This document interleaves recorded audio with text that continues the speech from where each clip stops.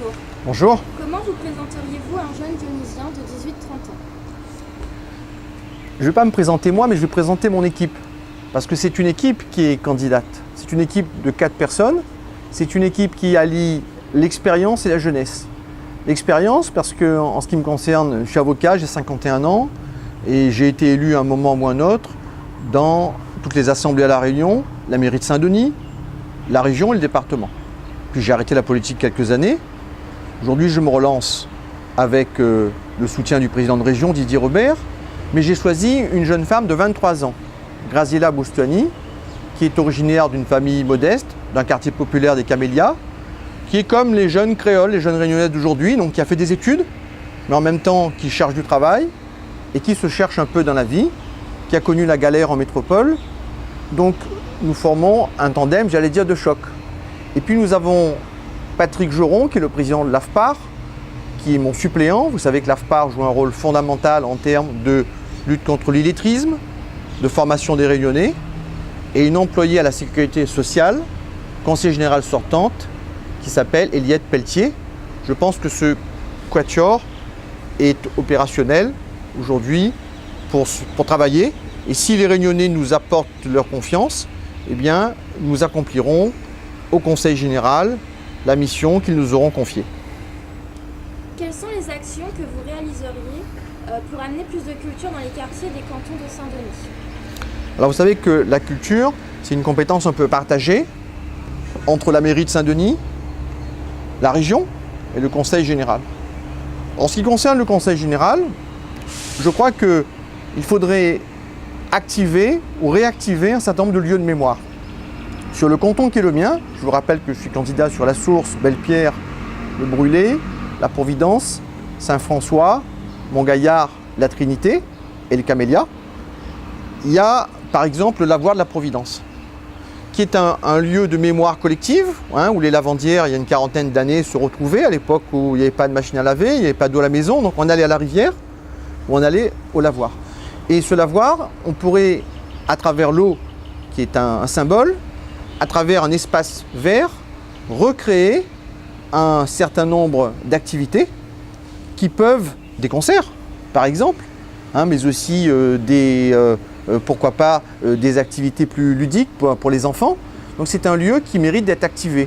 Et je crois, moi, en l'alliance entre mémoire, entre le passé et la culture, et puis également faire en sorte que la jeunesse soit essentiellement attachée, soit informée. Aujourd'hui, beaucoup de jeunes réunionnais ignorent quelle est l'histoire de la Réunion.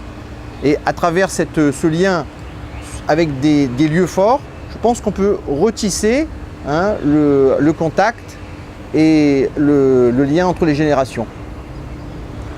Que comptez-vous faire pour fluidifier les transports en commun et améliorer la communication sur ces derniers? Si j'avais une réponse toute faite, ça serait facile. Donc il faut être conscient qu'aujourd'hui, vous avez 300 000 véhicules par an à La Réunion à peu près, essentiellement une boucle autour du littoral, puis quelques petites routes dans les hauts, donc il y a une congestion, il y a un coma circulatoire. C'est la raison pour laquelle le projet régional de Didier Robert, la nouvelle corniche, qui est lié d'ailleurs à l'entrée nord à Saint-Denis, on ne peut pas faire l'un sans l'autre, est essentiel. Donc c'est pas parce que Morel est élu au Conseil général le 29 mars prochain qu'on va pouvoir révolutionner les transports. Je crois qu'il y a un certain nombre de projets qui sont en cours, mais ça coûte cher. Je vais vous donner un exemple, la route à mi-hauteur, qui est une route qui partirait donc des Hauts-de-Belle-Pierre, qui poursuivrait donc vers Montgaillard et qui suivrait vers Haute-Bois-de-Nef et puis qui s'en irait vers l'est pour la route à mi-hauteur vers l'est, au-dessus des champs de canne à sucre pour les préserver, mais en dessous de la forêt, et ça permettrait effectivement d'oxygéner le trafic et sur la partie est de créer des villes nouvelles où notre jeunesse pourrait bâtir, construire et s'épanouir. Mais ce que je vous décris là, c'est un projet à 20 ans. Alors il faut commencer à y travailler, il faut trouver le moyen de le financer. Et moi je crois beaucoup à l'ouverture du département sur l'Europe, avec plus de fonds européens, puisqu'on sait que ces mots magiques, réunion département français, on leur limite en termes budgétaires, parce que la France est en faillite. Donc il faut que la Réunion s'ouvre davantage sur l'Europe pour de grands projets comme ceux-là. Comment améliorer l'insertion des bénéficiaires du RSA et des contrats aidés et leur créer des emplois durables? Question complexe. Aujourd'hui, le département de la Réunion est un des premiers départements en termes de bénéficiaires de l'ex-RMI, aujourd'hui RSA. Il y a le volet allocation, il n'y a pas le volet insertion ou très peu. Alors, un de mes axes de travail, si je suis élu au Conseil général, c'est faire en sorte, se poser la question comment activer davantage les dépenses de solidarité. C'est-à-dire que ce ne soit pas simplement une indemnité, mais qu'on puisse, à travers l'insertion, et il y a des choses qui ont été faites, hein, comme l'académie des petits dallons, mais comment plus de jeunes peuvent bénéficier d'une formation, d'une qualification, d'un apprentissage, pendant le temps où ils perçoivent cette indemnité, qui débouche sur un métier. Parce qu'on comprend bien qu'aujourd'hui, vous avez déjà au moins 2 générations, peut-être 3, sacrifiées avec le RMI, où on n'a pas pris la peine de préparer ce jeune à un métier. Et vous avez des Réunionnais qui ont 40 ans, 45 ans, qui n'ont jamais travaillé de leur vie. Ça c'est un drame. Je rappelle une chose, on parle beaucoup de la Grèce en ce moment. Vous avez à peu près un jeune sur 2, 16-25 ans, qui est au chômage. À La Réunion, c'est 2 jeunes sur 3. Vous voyez l'étendue du cancer qui ronge ainsi la société réunionnaise.